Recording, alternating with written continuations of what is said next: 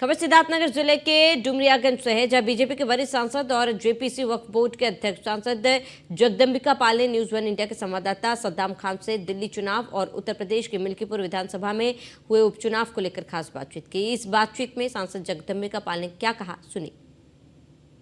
BJP के वरिष्ठ सांसद और जेपीसी वक्फ बोर्ड के चेयरमैन जगदम्बिका पाल जी हमारे साथ हैं। सर, 27 साल बाद दिल्ली में बीजेपी का वनवास खत्म हुआ है, ऐतिहासिक जीत हुई है, किस तरह से देखते हैं और क्या कहेंगे?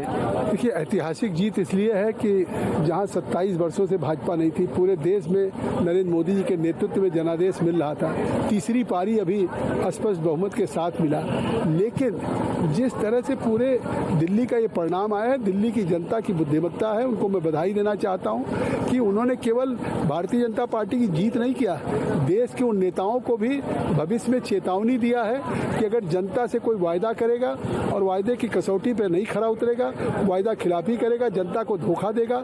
चाहे उन्होंने कहा था मैं छोटे घर में रहूंगा, जीतने के बाद शीश महल 52 करोड़ रुपया एक घर में लगा दिया, जनता के टैक्स का पैसा।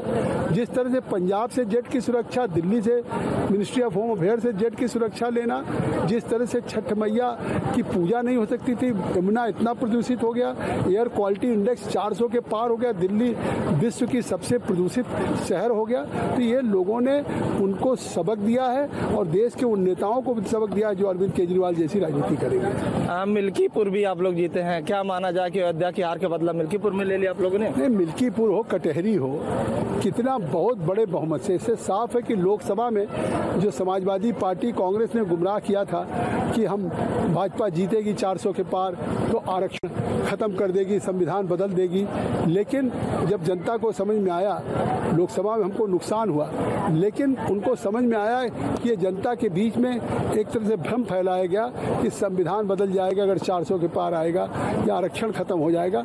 ये उसका जवाब है जो उन्होंने लोगों को गुमराह किया था, ये समाजवादी। आखिरी सवाल, वक्फ बोर्ड को लेकर बड़ी चर्चा है, उम्मीद ये जताई जा रही थी कि इस बार सदन में जो बिल है वो पेश हो जाएगा, काफी अड़चने देखने को मिली, सदन में काफी विवाद हुए, क्या वजह रही कि बिल पेश नहीं हो पाया? कब तक उम्मीद की जाए कि वक्फ बोर्ड का प्रक्रिया है?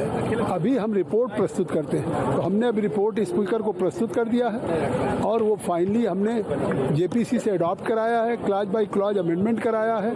अब उसका स्पीकर साहब बिजनेस एडवाइजरी कमेटी डेट लगाएगी, हम इसको जल्दी ही वक्फ की रिपोर्ट को प्रस्तुत करेंगे और फिर वक्फ की रिपोर्ट प्रस्तुत होने के बाद उस पर अमेंडेड जो बिल है वो सरकार लेके आएगी। और दिन भी काफी फायर दिख रहे हैं, सरकार कुछ नहीं कर रही है, सरकार वक्फ की जमीनों को बर्बाद करना चाह रही है। ये वैसे ऐसे है जैसे जब आर्टिकल 370-35 खत्म हो रहा था तो महबूबा मुफ्ती ने कहा था कि कश्मीर में खून की नदियां बह जाएंगी।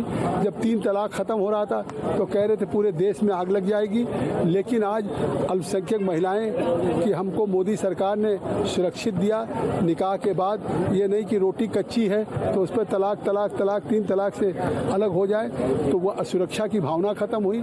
आज जम्मू कश्मीर मुख्यधारा में ऐसे ये वक्फ बिल पास होने के बाद जो वाकिफ का मन है कि वक्फ से गरीब, पसमानदा, बच्चों, अनाथ, विधवाओं को फायदा मिले, वो फायदा मिलेगा। धन्यवाद। ये थे बीजेपी के वरिष्ठ सांसद जगदम्बिका पाल जो हमारे साथ बात कर रहे थे। Saddam Khan, news one India, Siddharthnagar.